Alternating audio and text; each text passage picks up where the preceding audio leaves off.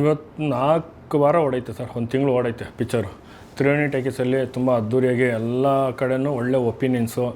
ಆಮೇಲೆ ನನ್ನ ಒಂದು ಇನ್ಸ್ಟಾಗ್ರಾಮಲ್ಲಿ ಒಳ್ಳೆ ಮೆಸೇಜ್ ಆಗ್ತಾಯಿದ್ದಾರೆ ಮೂವಿ ಬಗ್ಗೆ. ತುಂಬ ಚೆನ್ನಾಗಿ ಮಾಡಿದ್ದೀರಾ, ಡೈಲಾಗಿಂದ ಹಿಡ್ದು ಕ್ಯಾರೆಕ್ಟರ್ಗಳಿಂದ ಹಿಡ್ದು ನಿಮ್ಮ ಪರ್ಫಾರ್ಮೆನ್ಸು ತುಂಬ ಚೆನ್ನಾಗಿ ಮಾಡಿದ್ದೀರಾ. ಎಲ್ಲರೂ ಒಂದು ಬ್ಯಾಟ್ ಅಂತ ಒಂದು ಕ್ಯಾರೆಕ್ಟರ್ ಮಾಡಿದ್ದೆ. ಮಾರ್ಕೆಟಲ್ಲಿ ಒಂದು ಸಿಗಾರ್ ಹೊಡಿಯೋ ಸ್ಟೈಲ್ ಆಗಿರ್ಬೋದು, ಆಮೇಲೆ ಭಾಷಾ ಬಯ್ಯಣ್ಣ ಆಗಿರ್ಬೋದು, ಎಲ್ಲರದ್ದು ಎಲ್ಲ ಥರನೂ ಅವ್ರವ್ರಿಗೆ. ಆ್ಯಕ್ಚುಲಿ ಈ ಪಿಕ್ಚರಲ್ಲಿ ನಾನು ಹೀರೋ ಇಲ್ಲ ಸರ್, ಪ್ರತಿಯೊಂದು ಕ್ಯಾರೆಕ್ಟ್ರನ್ನೂ ಹೀರೋ ಮಾಡಿಸಿದ್ದೀನಿ ನಾನು. ಒಂದು ಗಾಂಜಾ ಹೊಡಿಯೋ ಕ್ಯಾರೆಕ್ಟ್ರೂ ಅವ್ರನ್ನೂ ಹೀರೋ ಮಾಡಿಸಿದ್ದೀನಿ, ರೀಲ್ಸ್ ಅವ್ರನ್ನೆಲ್ಲ. ನಾನು ಲಗೇಜ್ ಆಟ ಓಡಿಸ್ಕೊಂಡು ನಂದೊಂದು ಫೋಟೋ ಸ್ಟುಡಿಯೋದಲ್ಲಿ ಒಂದು 5-6 ಫೋಟೋ ಹೊಡ್ಕೊಂಡು ಆಟೋ ಓಡಿಸ್ಕೊಂಡು ಮೇಲೆ ಕಾಕಿ ಶರ್ಟು ಒಳಗಡೆ ಟಿ ಶರ್ಟ್ ಹಾಕ್ಕೊಂಡು ಯಾರಾದರೂ ಡೈರೆಕ್ಟ್ರ್ ಹತ್ರ ಹೋದಾಗ ಕಾಕಿ ಶರ್ಟ್ ಬಿಚ್ಬಿಟ್ಟು ನನ್ನ ಆಟನೇ ಸೈಡ್ಗೆ ಇಡ್ಸ್ಬಿಟ್ಟು ಈ ಥರ ಎಲ್ಲ ಯಾವ್ದಾದ್ರು ಒಂದು ಕ್ಯಾರೆಕ್ಟರ್ ಇತ್ತು ಅಂತಲ್ಲ, ಆ ಥರ ಎಲ್ಲ ಬಂದ ನಾನು. ಸರ್ ಸೂರ್ಯನ ಆಸ್ತಿ ಬಂದು ಸುಮಾರು ನನ್ನ ಅಭಿಮಾನಿ ದೇವ್ರುಗಳೇ ಸರ್ ನನ್ನ ಆಸ್ತಿ. ಅವ್ರು ಎಲ್ಲಿ ಗಂಟ ಇದ್ದಾರೋ ಅಲ್ಲಿ ಗಂಟ ನನ್ನ ಆಸ್ತಿ ಇರ್ತೈತೆ ಸರ್. ಸರ್ ನನಗೆ ನೆಗೆಟಿವೇ ಪ್ಲಸ್ ಪಾಯಿಂಟ್ ಆಯಿತು ಸರ್. ಅದು ನೆಗೆಟಿವ್ ನಾನು ಮಾಡಿಲ್ಲ ಅಂದಿದ್ರೆ ಇವತ್ತು ಸೂರ್ಯಣ್ಣ ಒಂದು ಪಿಕ್ಚರ್ ಯಾರು ನೋಡ್ತಾನೋ ಇದ್ದಿಲ್ಲ, ಸೂರ್ಯಣ್ಣ ಇರೋದು ಯಾರಿಗೂ ಗೊತ್ತಾಗ್ತಾ ಇದ್ದಿಲ್ಲ ಸರ್. ನಾನು ಬಂದು ಕಷ್ಟಪಟ್ಟು ನನ್ನ ಮನೆ ದುಡ್ಡು ತೊಗೊಂಡು ನಾನು ಪಿಕ್ಚರ್ ಮಾಡಿದ್ದೀನಿ. ಇನ್ನೊಬ್ಬರ ಜಾಬಲ್ಲಿ ದುಡ್ಡು ಎತ್ಕೊಂಡು ನಾನು ಪಿಕ್ಚರ್ ಮಾಡಿದವನಲ್ಲ, ಇನ್ನೊಬ್ಬನ ತುಳಿದ್ಬಿಟ್ಟು ನನ್ನ ಮೇಲೆ ಬಂದವನು ಅಲ್ಲ ಸರ್. ನಾನು ಹುಟ್ಟಿ ಬೆಳೆದಿತ್ತಲ್ಲ, ನಾನು ಶ್ರೀರಾಮ್ಪುರನೇ ಸರ್. ಬಂಡಡಿ ಸರ್ಕಲ್ಲು, ನಮ್ಮ ಕುರುಬ್ರಳ್ಳಿ ಸರ್ಕಲಲ್ಲಿ ನಾನು ಇದ್ದಿದ್ದು. ನನ್ನ ದುಡಿಮೆ ಎಲ್ಲ ನಾನು ಶ್ರೀರಾಮ್ಪುರದಲ್ಲೇ ಸರ್. ಎಲ್ಲ ಥರನೂ ನೋಡ್ಬಿಟ್ಟಿದ್ದೀನಿ ಸರ್, ಎಲ್ಲ ಥರನೂ ನೋಡ್ಬಿಟ್ಟಿದ್ದೀನಿ. ಅದೆಲ್ಲ ಜೀವನ ಅಲ್ಲ ಸರ್, ನೋಡಿದೆ. ಆಮೇಲೆ ಅದರಲ್ಲಿ ಒಂದು 4 ಜನ ಬಂದಿದ್ರಲ್ಲ, ಡಾನುಗಳೆಲ್ಲ ರೌಡಿಗಳಲ್ಲ ಸರ್, ನನ್ನ ಮನೆ ಪಕ್ಕದಲ್ಲಿ ಇರೋರು ಎಲ್ಲರೂ. ಅವ್ರು ಚಾನ್ಸ್ ಕೇಳಿದರು, ನಾನು ಹೇಳಿದೆ ಏನೋ ಒಂದು ಕೊಡ್ತೀನಪ್ಪ ಅಂತ. ಪಿಕ್ಚರ್ ಮುಗ್ದಿತ್ತಲ್ಲ, ಯಾವಾಗ ಕೊಡ್ತೀನಿ ಅಂತ ಕೇಳ್ತಾಯಿದ್ರು. ನನಗೆ ಒಂದು ಅವಕಾಶ ಸಿಕ್ತು, ಇದರಲ್ಲಿ ಬಾಮ ನೀನು ಮಾಡು, ಒಂದು ಅರ್ಧವರಲ್ಲಿ ನೋಡಿ ಇಡೀ ಕರ್ನಾಟಕನ ನಿಮ್ಮನ್ನು ಹೊಗಳ್ತೈತೆ ಅಂದೆ. ಅವ್ರು ಹೊಗಳ್ತೈತೆ ಅಂತ ಹೇಳಿದೆ ಹೊರತು ಯಾವ ಥರ ಹೊಗಳ್ತಾರೆ ಅಂತ ಹೇಳಿಲ್ಲ. ಸುದ್ದಿ ಮನೆಯ ಎಲ್ಲ ವೀಕ್ಷಕರಿಗೆ ನಮಸ್ಕಾರ. ಇವತ್ತಿನ ಈ ವಿಶೇಷವಾದ ಸಂಚಿಕೆಯಲ್ಲಿ ಒಬ್ಬರು ವಿಶೇಷವಾದ ಗೆಸ್ಟ್ ಜಾಯ್ನ್ ಆಗಿದ್ದಾರೆ. ಸೊ ಅವ್ರು ಯಾರಂದರೆ ದಿನೇಶ್ ಕುಮಾರ್ ಅಲಿಯಾಸ್ ಸೂರ್ಯಣ್ಣ. ಇತ್ತೀಚೆಗೆ ಸೋಷಿಯಲ್ ಮೀಡಿಯಾದಲ್ಲಿ ಸಿಕ್ಕಾಪಟ್ಟೆ ಸೌಂಡ್ ಮಾಡ್ತಿರ್ತಕ್ಕಂಥ ಸ್ಟಾರ್ ಅಂತಲೇ ಹೇಳ್ಬಹುದು. ಸೊ ಇವತ್ತು ಆ ಒಂದು ಸ್ಟಾರು ಸೂರ್ಯಣ್ಣವರು ಇವತ್ತು ನಮ್ಮ ಸುದ್ದಿ ಮನೆಯ ಈ ಒಂದು ಸಂಚಿಕೆ ಜಾಯ್ನ್ ಆಗಿದ್ದಾರೆ. ಸೊ ಅವ್ರನ್ನ ಕಾರ್ಯಕ್ರಮಕ್ಕೆ ಸ್ವಾಗತ ಮಾಡೋಣ. ದಿನೇಶ್ ಕುಮಾರ್ ಅಂತ ಕರಿಬೇಕಾ ಸರ್, ಇಲ್ಲ ಸೂರ್ಯಣ್ಣ ಅಂತ ಕರಿಬೇಕಾ ನಿಮಗೆ? ಫಸ್ಟ್ ಮೊದಲನೇದಾಗೆ ತುಂಬ ಥ್ಯಾಂಕ್ಸ್, ನನಗೆ ಕರೆದಿ ಒಂದು ಇಂಟರ್ವ್ಯೂ ಕೇಳ್ತಾ ಇರೋ ತುಂಬ ಥ್ಯಾಂಕ್ಸ್. ಚೆನ್ನಾಗಿದ್ದೀರಾ? ಚೆನ್ನಾಗಿದ್ದೀನಿ ಸರ್. ಯಾವ ಹೆಸರನ್ನ ಕರೆದ್ರೆ ಖುಷಿ ಆಗುತ್ತೆ? ಏನು ಕರಿಬೇಕು ನಿಮಗೆ? ಸೂರ್ಯಣ್ಣ ಅಂತ ಕರಿಬೇಕಲ್ಲ ಅಥವಾ ದಿನೇಶ್ ಕುಮಾರ್ ಅಂತ ಕರಿಬೇಕು? ಸೂರ್ಯಣ್ಣನೇ ಸರ್. ಸೂರ್ಯಣ್ಣ ಎಲ್ಲ ಅಭಿಮಾನಿ ದೇವರುಗಳು ಕೊಟ್ಟಿರೋದು ಇದೊಂದು god gift. Okay Suri sir, first of all ಮೊದಲನೇದಾಗಿ ನಿಮಗೆ ಈ ಕಾರ್ಯಕ್ರಮಕ್ಕೆ ಸ್ವಾಗತ. ಸೊ ಹೇಗಿದ್ದೀರಿ? ತುಂಬ ಚೆನ್ನಾಗಿ ಕಾಣಿಸ್ತಿದ್ದೀರಾ, ಜಿಮ್ ಮಾಡಿಕೊಂಡು ಬಾಡಿ ಗಿಡಿ ಎಲ್ಲ ಬೆಳೆಸ್ಕೊಂಡು ಚೆನ್ನಾಗಿ ಕಾಣಿಸ್ತಿದ್ದೀರಾ. ಚೆನ್ನಾಗಿರ್ಬೇಕಲ್ವ ಸರ್? ಹಾಂ, ಕಷ್ಟಪಟ್ಟಿದ್ದೀವಿ, ಕಷ್ಟಪಡೋದೇ ಚೆನ್ನಾಗಿರೋಕ್ಕೆ ಅಲ್ವಾ? ಚೆನ್ನಾಗಿದ್ದೀನಿ ಸರ್. ಇವಾಗ ನೋಡೋಕೆ ನಂಗೆ ಚೆನ್ನಾಗಿ ಕಾಣಿಸ್ತಿದ್ದಾರೆ ಸರ್. ನೀವು ಪರ್ಸ್ನಲಿ ಹೇಗಿದ್ದೀರಾ ಅಂತ, ಯಾಕಂದರೆ ಸೂರ್ಯಣ್ಣ ಸಿನಿಮಾ ನಾವೆಲ್ಲ ಏನಾಯಿತು ಹೇಗಾಯಿತು ಅಂತೆಲ್ಲ ನೋಡಿದ್ದೀವಿ. ಸೊ ನಿಮ್ಮ ಮನಸ್ಥಿತಿ ಹೇಗಿದೆ ಈಗ ಸರ್? ಮನಸ್ಥಿತಿ ಪರಿಸ್ಥಿತಿ ಎರಡು ಹೇಗಿದೆ ಸರ್? ಇವತ್ತು 4 ವಾರ ಓಡೈತೆ ಸರ್, 1 ತಿಂಗಳು ಓಡೈತೆ ಪಿಕ್ಚರು. ತ್ರಿವೇಣಿ ಟಾಕೀಸಲ್ಲಿ ತುಂಬ ಅದ್ದೂರಿಯಾಗಿ ಎಲ್ಲ ಕಡೆನೂ ಒಳ್ಳೆ ಒಪಿನಿಯನ್ಸು. ಆಮೇಲೆ ನನ್ನ ಒಂದು ಇನ್ಸ್ಟಾಗ್ರಾಮಲ್ಲಿ ಒಳ್ಳೆ ಮೆಸೇಜ್ ಆಗ್ತಾಯಿದ್ದಾರೆ ಮೂವಿ ಬಗ್ಗೆ. ತುಂಬ ಚೆನ್ನಾಗಿ ಮಾಡಿದ್ದೀರಾ, ಡೈಲಾಗಿಂದ ಹಿಡ್ದು ಕ್ಯಾರೆಕ್ಟರ್ಗಳಿಂದ ಹಿಡ್ದು ನಿಮ್ಮ ಪರ್ಫಾರ್ಮೆನ್ಸು ತುಂಬ ಚೆನ್ನಾಗಿ ಮಾಡಿದ್ದಾರೆ. ಎಲ್ಲರೂ ಒಂದು ಬ್ಯಾಟ್ ಅಂತ ಒಂದು ಕ್ಯಾರೆಕ್ಟರ್ ಮಾಡಿದ್ದೆ, ಎಲ್ಲರೂ ಚೆನ್ನಾಗಿ ಮಾಡಿದ್ದಾರೆ ಅಂತ ಎಲ್ಲರ ಬಗ್ಗೆನೂ. ಆಮೇಲೆ ಯಶಸ್ವಿನಿ ಮೇಡಮ್ ಅವ್ರದ್ದು ಒಂದು ಡಾನ್ ಕ್ಯಾರೆಕ್ಟ್ರೇ ಕೊಟ್ಟಿದ್ದೀರಲ್ಲ, ಮಾರ್ಕೆಟಲ್ಲಿ ಒಂದು ಸಿಗಾರ್ ಹೊಡಿಯೋ ಸ್ಟೈಲ್ ಆಗಿರ್ಬೋದು, ಆಮೇಲೆ ಭಾಷಾ ಬಯ್ಯಣ್ಣ ಆಗಿರ್ಬೋದು, ಎಲ್ಲರದ್ದು ಎಲ್ಲ ಥರನೂ ಅವ್ರವ್ರಿಗೆ. ಆ್ಯಕ್ಚುಲಿ ಈ ಪಿಕ್ಚರಲ್ಲಿ ನಾನು ಹೀರೋ ಇಲ್ಲ ಸರ್, ಪ್ರತಿಯೊಂದು ಕ್ಯಾರೆಕ್ಟ್ರನ್ನೂ ಹೀರೋ ಮಾಡಿಸಿದ್ದೀನಿ ನಾನು. ಒಂದು ಗಾಂಜಾ ಹೊಡಿಯೋ ಕ್ಯಾರೆಕ್ಟ್ರೂ ಅವ್ರನ್ನೂ ಹೀರೋ ಮಾಡಿಸಿದ್ದೀನಿ, ರೀಲ್ಸ್ ಅವ್ರನ್ನೆಲ್ಲ. ಯಾಕಂದರೆ ಒಂದು ಪಿಕ್ಚರ್ ಗೆಲ್ಲಬೇಕಂದ್ರೆ ಎಲ್ಲರೂ ನಾವು ಹೈಲೈಟಾಗಿ ತೋರಿಸಿದ್ರೆ, ಒಬ್ಬರ ಮೇಲೇ ಹೈಲೈಟ್ ಆಗಿದ್ದರೆ ಎಷ್ಟಂತ ನನ್ನ ಮುಖಾನ ಕೂತ್ಕೊಂಡು ನೋಡ್ತಾ ಇರ್ತಾರೆ ಅಲ್ವಾ? ಎಲ್ಲರದ್ದು ಕತೆಗೆ ಏನು ಬೇಕೋ ಅದನ್ನು ನಾನು ಮಾಡಿಟ್ಟಿದ್ದೀನಿ ಸರ್. ಓಕೆ, ಸಿನಿಮಾದ ನಂತರ ಮಾತಾಡೋಣ ಸರ್. ಮತ್ತೆ ಫಸ್ಟ್ ಆಫ್ ಆಲ್ ಅಂದರೆ ಸೂರ್ಯಣ್ಣವ್ರ ಬ್ಯಾಕ್ಗ್ರೌಂಡ್ ಏನು ಮಾಡ್ಕೊಂಡಿದ್ದೀರಿ ಸಿನಿಮಾ ಹೊರತುಪಡಿಸಿ? ನಾವು ನೋಡಿದ್ದೀವಿ ನಿಮ್ಮನ್ನ, ಅಂದರೆ ಸುಮಾರು ಪಾತ್ರಗಳಲ್ಲಿ ನೋಡಿದ್ದೀವಿ. ಇದು ಹೊರತುಪಡಿಸಿ ಏನು ಮಾಡ್ಕೊಂಡಿದ್ದೀರಿ, ನಿಮ್ಮ ಬ್ಯಾಕ್ಗ್ರೌಂಡ್ ಏನು ಅಂತ? ಸರ್, ಒಂದು 20 ವರ್ಷ ಸರ್ ನಾನು ಜೂನಿಯರ್ ಆರ್ಟಿಸ್ಟಾಗಿ ವರ್ಕ್ ಮಾಡಿರೋದು. ನಾನು ಲಗೇಜ್ ಆಟ ಓಡಿಸ್ಕೊಂಡು ನಂದೊಂದು ಫೋಟೋ ಸ್ಟುಡಿಯೋದಲ್ಲಿ ಒಂದು 5-6 ಫೋಟೋ ಹೊಡ್ಕೊಂಡು ಆಟೋ ಓಡಿಸ್ಕೊಂಡು ಮೇಲೆ ಕಾಕಿ ಶರ್ಟು ಒಳಗಡೆ ಟಿ ಶರ್ಟ್ ಹಾಕ್ಕೊಂಡು ಯಾರಾದರೂ ಡೈರೆಕ್ಟ್ರ್ ಹತ್ರ ಹೋದಾಗ ಕಾಕಿ ಶರ್ಟ್ ಬಿಚ್ಬಿಟ್ಟು ನನ್ನ ಆಟನೇ ಸೈಡ್ಗೆ ಇಡ್ಸ್ಬಿಟ್ಟು ಈ ಥರ ಎಲ್ಲ ಯಾವ್ದಾದ್ರು ಒಂದು ಕ್ಯಾರೆಕ್ಟರ್ ಇತ್ತು ಅಂತಲ್ಲ, ಆ ಥರ ಎಲ್ಲ ಬಂದ ನಾನು. ಫಸ್ಟು ವಿಜಯಣ್ಣನ ಜೊತೆಗೆ ದೇವ್ರ ಪಿಕ್ಚರಲ್ಲಿ ನಾನು ಜೈಲ್ಗೆ ಹೋಗ್ತೀನಿ ಅಂತ ಸಾಧು ಕೋಕಿಲ್ ಅಣ್ಣವ್ರದ್ದು ಒಂದು ಕಾಮಿಡಿ ಸೀನ್ ಬರ್ತೈತೆ ರಾಕ್ ಲೈನ್ ಸ್ಟುಡಿಯೋದಲ್ಲಿ. ಅಲ್ಲಿ ನಾನು ಫಸ್ಟು ಸಾಧು ಕೋಕಿಲ್ ಅಣ್ಣನ ಜೊತೆಗೆ ವಿಜಯಣ್ಣ ಅಲ್ಲಿ ಕಾಂಬಿನೇಷನಲ್ಲಿ ಒಂದು ಸೀನ್ ಮಾಡಿದೆ. ನೆಕ್ಸ್ಟು ಆ್ಯಡಲ್ಲಿ ನೋಡಿದೆ, ಆ್ಯಡ್ ಕೊಟ್ಟಿದ್ರು ನಮ್ಮ ಸೂಪರ್ ಪಿಕ್ಚರಲ್ಲಿ ಉಪೇಂದ್ರ ಸರ್ದು. ಹೋಗಿ ಅಲ್ಲಿ ಆಡಿಷನಲ್ ಕೊಟ್ಟೆ, ಸೆಲೆಕ್ಟ್ ಆಗಿದೆ. ಈ ಥರ ಒಂದು ಗ್ಯಾಂಗಾಗಿ ಆರ್ಟಿಸ್ಟಾಗಿ ಬೆಳೆದವನು ಸರ್ ಇವತ್ತು. ಆ ಥರ ಬೆಳೆದು ಈ ಮಟ್ಟಕ್ಕೆ ಇವತ್ತು ಇಲ್ಲಿ ಒಂದು ಸೂರ್ಯಣ್ಣ ನಿಮ್ಮ ಮುಂದೆ ಬಂದು ನಿಲ್ತಿದ್ದೀನಿ ಸರ್. ಸೂರ್ಯಣ್ಣನ ಆಸ್ತಿ ಎಷ್ಟಿರ್ಬೋದು ಸರ್? ಸೂರ್ಯಣ್ಣನ ಆಸ್ತಿ ಬಂದು ಸುಮಾರು ನನ್ನ ಅಭಿಮಾನಿ ದೇವರುಗಳೇ ಸರ್ ನನ್ನ ಆಸ್ತಿ. ಅವ್ರು ಎಲ್ಲಿ ಗಂಟ ಇದ್ದಾರೋ ಅಲ್ಲಿ ಗಂಟ ನನ್ನ ಆಸ್ತಿ ಇರ್ತೈತೆ ಸರ್. ಅಭಿಮಾನಿ ದೇವರುಗಳು ಆಸ್ತಿ ಓಕೆ, ಅವರೇ ನಮ್ಮ ಈ ಆಸ್ತಿ ಹಣದ ಆಸ್ತಿ ಬಂಗಲೆ ಇನ್ನೇನು ಬೇಕು ಸರ್? ಸರ್ ರೇಂಜಲ್ಲೇ ಹೋಗ್ಬಿಟ್ಟು ನನ್ನ ಸೂರ್ಯಣ್ಣ ಅಂತ ನೋಡಿ ನಾನು ಪಡ್ಕೊಳವನಲ್ಲ ಸರ್. ನಾನು ಫುಟ್ಬಾತ್ ಮೇಲೆ ಹೋಗ್ತಾ ಇದ್ರು ನನ್ನ ಸೂರ್ಯಣ್ಣ ಅಂತ ಕರೆದಿದ್ದಾರೆ. ನನಗೆ ಸಾಕು, ಅದೇ ಸಾಕು ಸರ್. ನಮ್ಗೆ ಅದೇ ಸಾಕು ಸರ್. ನಮಗೆ ಈಗ ಸೂರ್ಯಣ್ಣ ಸಿನಿಮಾ ರಿಲೀಸ್ ಆದಮೇಲೆ ಸೂರ್ಯಣ್ಣ ಡೈರೆಕ್ಟರ್ ಅಲ್ಲ, ಬರೀ ಪ್ರಮೋಷನಲ್ ಡೈರೆಕ್ಟರ್ ಅಂತ ಈ ಥರ ಸೋಷಿಯಲ್ ಮೀಡಿಯಾದಲ್ಲಿ ಸಿಕ್ಕಾಪಟ್ಟೆ ಕಾಮೆಂಟ್ ಸೆಕ್ಷನಲ್ಲಿ ನೋಡಿದಾಗ ಈ ಥರ ಜನರಲ್ ಕಾಮೆಂಟ್ಗಳೆಲ್ಲ ಜನಗಳ ಅಭಿಪ್ರಾಯ ಅವರು ವ್ಯಕ್ತಪಡಿಸಿರ್ತಕ್ಕಂಥದ್ದು ಕಾಮೆಂಟ್ ಸೆಕ್ಷನ್ನಲ್ಲಿ. ನೀವು ಈ ಮನುಷ್ಯ ಡೈರೆಕ್ಟರ್ ಅಲ್ಲ, ಓನ್ಲಿ ಪ್ರಮೋಷನಲ್ ಡೈರೆಕ್ಟರ್ ಇವರು, ಇದಕ್ಕೇನು ಆನ್ಸರ್ ಕೊಡ್ತೀರಾ? ಖುಷಿ ಆಯ್ತೈತೆ ಸರ್. ಏನೋ ಒಂದು ಕೊಡ್ತಾ ಇದ್ದಾರಲ್ಲ, ಬಿರುದು ಕೊಡ್ತಾ ಇದ್ದಾರಲ್ಲ, ಖುಷಿ ಪಡ್ತೀನಿ ಸರ್. ಇವತ್ತು ನೋಡಿ ಒಬ್ಬ ಡೈರೆಕ್ಟ್ರ್ ಮಾಡಿಕೊಂಡು, ಹೀರೋ ಮಾಡಿಕೊಂಡು, ಪ್ರೊಡ್ಯೂಸ್ ಮಾಡಿಕೊಂಡು, ಇದರಲ್ಲಿ 6 ಪ್ಯಾಕ್ ಮಾಡಿಕೊಂಡು, ಅಲ್ಲಿ ಸ್ಕ್ರೀನ್ ಪ್ಲೇಲೆ ಡೈಲಾಗಿಂದ ಹಿಡ್ದು ಎಲ್ಲ ನಮ್ಮದೇ ಸರ್. ನನ್ನ ಟೀಮ್ ವರ್ಕು ನಿಂತ್ಕೊಂಡು ಒಬ್ಬನೇ ಮಾಡೋದು ಎಷ್ಟು ಕಷ್ಟ ಅನ್ನೋದು ಐತಲ್ವ ಸರ್. ತುಂಬಾ ಎಫೆಕ್ಟ್ ಹಾಕಿ ಹಗಲು ರಾತ್ರಿ ಒಂದು 3 ವರ್ಷ ಸರ್ ಶ್ರಮ ಪಟ್ಟಿರೋದು ಈ ಸಬ್ಜೆಕ್ಟ್ಗೆ. ಏನಾದರೂ ಮಾಡಿ ಗೆಲ್ಲೇಬೇಕಂತ ಇದರಲ್ಲಿ ಪ್ರಾಣ ಒತ್ತೆ ಇಟ್ಟು ಮಾಡಿದ್ದೀನಿ ಸರ್. ಆ ಥರ ಒಂದು ಡೆಡಿಕೇಶನ್ ಮಾಡಿದ್ದೀನಿ ಸರ್. 2 ತಿಂಗಳಲ್ಲಿ ಬಾಡಿ ಟ್ರಾನ್ಸ್ಫರ್ ಆಗೋದು ಐತಲ್ಲ, ತುಂಬ ಎಫೆಕ್ಟ್ ಸರ್ ಅದಾಗೋದು. ಬಟ್ ಏನೇ ಆಗಲಿ ಅಂತ ನಿಂತ್ಕೊಂಡೆ. ಅದರಿಂದ ಹೆಚ್ಚು ಕಮ್ಮಿ ಆದ್ರೂ ಪರವಾಗಿಲ್ಲ, ನನಗೆ ನನ್ನ ಕತೆ ಗೆಲ್ಲಬೇಕು ಅಂತ ಕತೆ ಮೇಲೆ ನಾನು ತುಂಬ ಲವ್ ಮಾಡೋದು ಜಾಸ್ತಿ ಸರ್. ಅದರಿಂದ ಮಾಡಿದೆ 2 ತಿಂಗಳಲ್ಲಿ ಡಯಟ್ ಮಾಡಿ ಆ ಬಾಡಿ ಇಳಿಸ್ದೆ ಸರ್. ಅಂದರೆ ಸಿನಿಮಾ ಮಾಡಿದ್ರಿ, ಸಿನಿಮಾ ಗೆಲ್ಲಿಲ್ಲ, ಬಟ್ ಆದರೆ ನೀವು ಮಾಡಿರತಕ್ಕಂಥ ಪ್ರಮೋಷನ್ಗಳು ಜನಗಳಿಗೆ ರೀಚ್ ಆಯಿತು ಸರ್. ಪ್ರಮೋಷನಿಂದನೇ ಅಲ್ವ ಸರ್ ಪಿಕ್ಚರ್ ಗೆದ್ದಿತ್ತು. ನನ್ನ ಪ್ರಮೋಷನ್ನೇ ಆ ಥರ ನಾನು ಮಾಡಿಲ್ಲ ಅಂದರೆ ಇವತ್ತೊಂದು ಸೂರ್ಯನ ಪಿಕ್ಚರ್ ಯಾರಿಗೂ ಸೌಂಡೇ ಆಗ್ತಾಯಿದ್ದಿಲ್ಲ. ನಾನು ತುಂಬ ಟೀಸರ್ ಲಾಂಚ್ ಮಾಡಿದೆ, ಸುಮಾರು ಹತ್ರ ಹೋದೆ, ಯಾರೂ ನನಗೆ ಯಾರೂ ಕೈ ಜೋಡಿಸಿಲ್ಲ. ಹೋದವ್ರ ಮನೆ ಹತ್ರ, ಎಲ್ಲರ ಮನೆ ಹತ್ರನೂ ಹೋದೆ, ಯಾರೂ ನನಗೆ ಸಿಕ್ಕಿಲ್ಲ.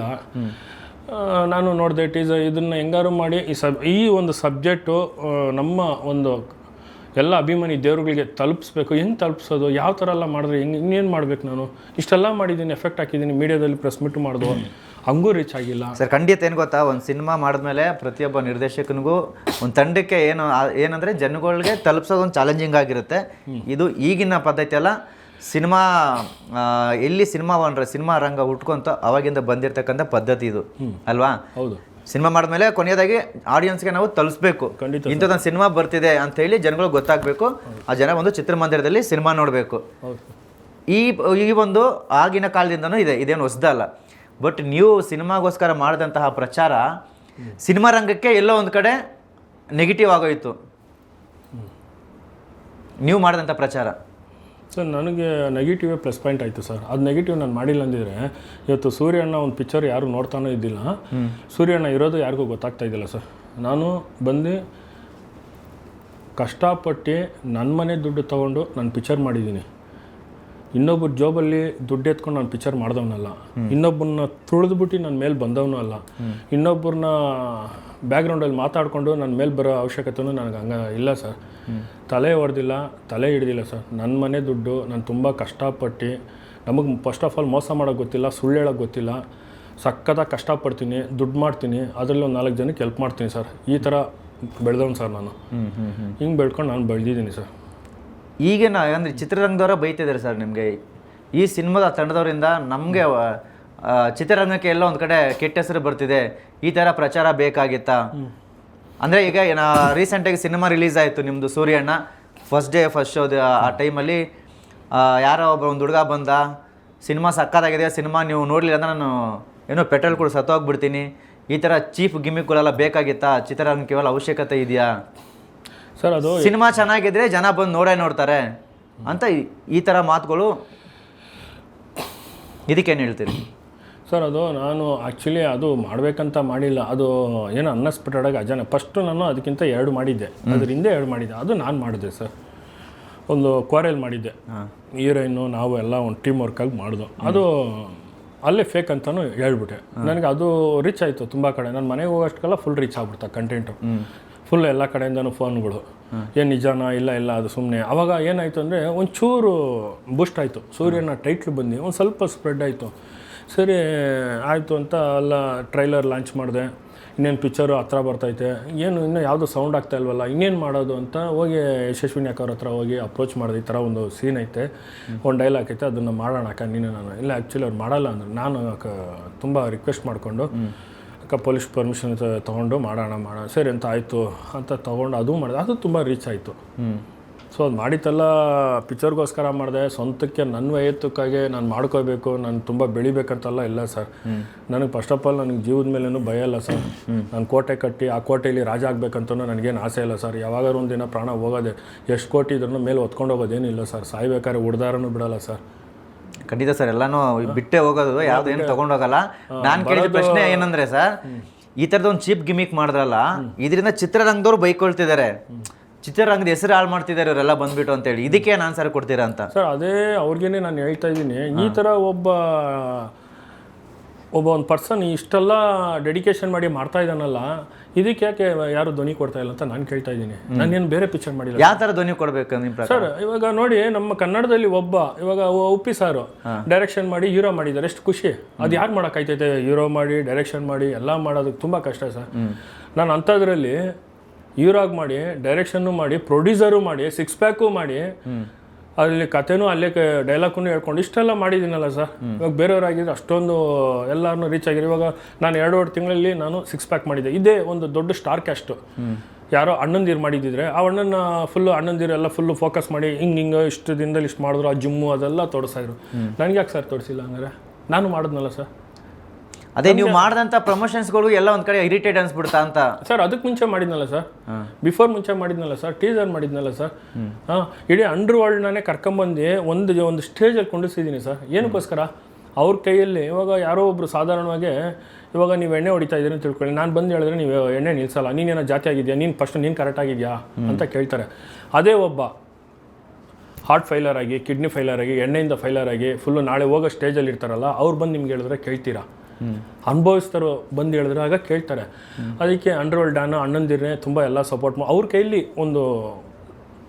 ಕೈಲಿ ಮೆಸೇಜ್ ಕೊಡೋಣ, ಯಾವ ಥರ ಎಲ್ಲ ಬಂದರೆ ಯಾವ ಥರ ಎಲ್ಲ ಕಷ್ಟ ಆಯ್ತೈತೆ, ಲಾಸ್ಟಲ್ಲಿ ಏನೂ ಸಿಗಲ್ಲ, ಲಾಸ್ಟಲ್ಲಿ ಅಪ್ಪ ಅಮ್ಮನಿಗೂ ಅವರೇ ನಮಗೆ ಕೊಳ್ಳಿ ಇಡಬೇಕಾಯ್ತೈತೆ ಲಾಸ್ಟಲ್ಲಿ.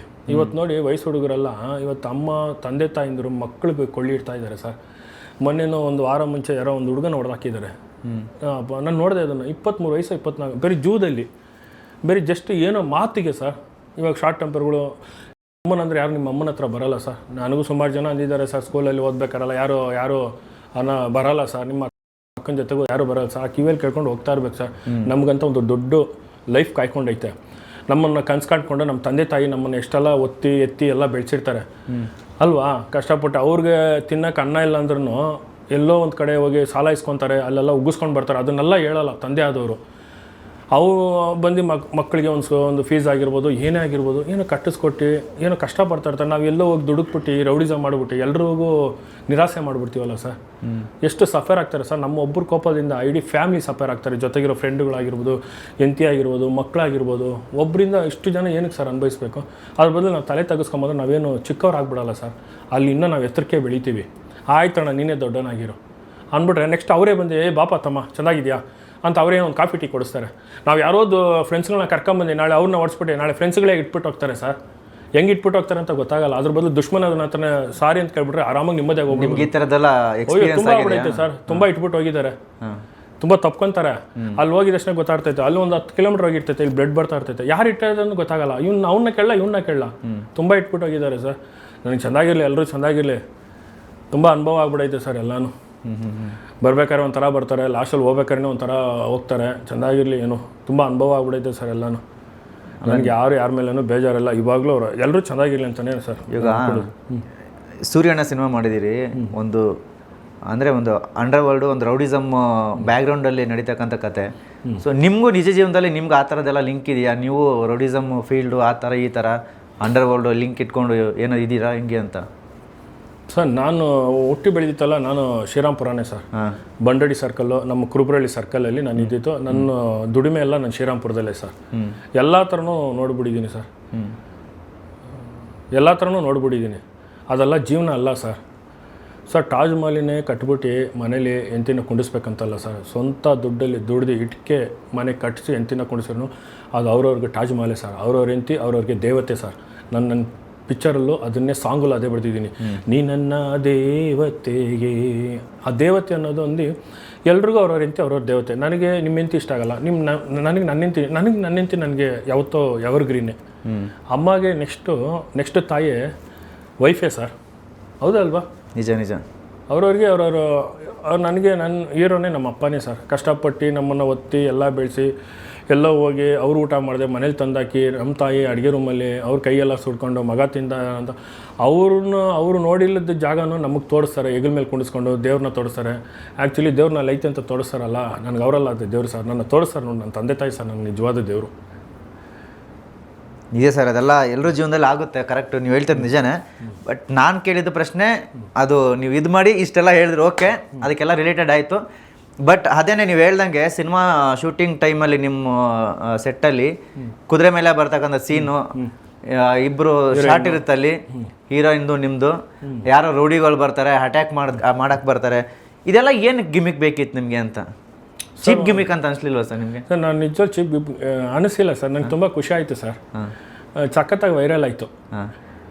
ಕಾಸು ಇಲ್ದಂಗೆ ವೈರಲ್ ಆಯಿತು ಓಕೆ, ಬಟ್ ಇದರಿಂದ ಚಿತ್ರರಂಗಕ್ಕೆ ತುಂಬ ಇದಾಯಿತು ಸರ್. ಸಿನಿಮಾ ರಂಗದವರು ಯಾವುದು ಸರ್ ಚಿತ್ರರಂಗ ಅಂತ ನಾವೇ ಸರ್ ಚಿತ್ರರಂಗ. ಹೌದು ಸರ್. ಸಮಾಜ ಅನ್ನೋದು ನಾವೇ ಸರ್ ಸಮಾಜ, ಹೌದಾ ಅಲ್ವಾ ಸರ್? ನೋಡಿ ಸರ್, ನಾನು ಯಾರ ಮನೇನೂ ಹಾಳು ಮಾಡಿಲ್ಲ ಸರ್, ಅರ್ಥ ಆಯ್ತಾ? ನಾನು ಅವಾಗಲೇ ಹೇಳ್ದಂಗೆ ತಲೆ ಹೊಡೆದಿಲ್ಲ ಸರ್. ನನ್ನ ದುಡ್ಡಲ್ಲಿ ನಾನು ಏನು ಬೇಕೋ ನಾನು ಮಾಡ್ಕೊಂಡೆ ಸರ್. ಅದು ಇನ್ನೊಬ್ರು ನಾನು ಎಫೆಕ್ಟ್ ಕೊಟ್ಟಿಲ್ಲ ಸರ್. ಪ್ರಮೋಷನ್ ಮಾಡ್ಕೊಂಡೆ ನಾನು, ಅಲ್ಲೇ ಫೇಕ್ ಅಂತಲೂ ಪ್ರೂಫ್ ಮಾಡ್ಬಿಟ್ಟೆ.